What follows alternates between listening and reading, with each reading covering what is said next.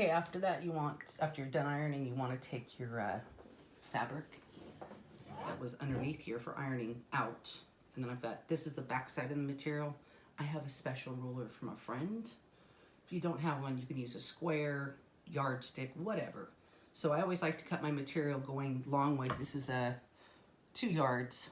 And so I'm gonna cut my 9 inches going that way. So first thing I'm gonna do is find my glasses. Huh, isn't that interesting? Okay, glasses.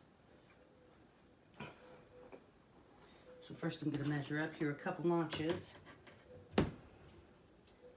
I'm doing 7 by 9. So I'm gonna mark this at 7 inches in a couple places here so I can get a nice straight line. I also will go ahead and do 14 here and 21.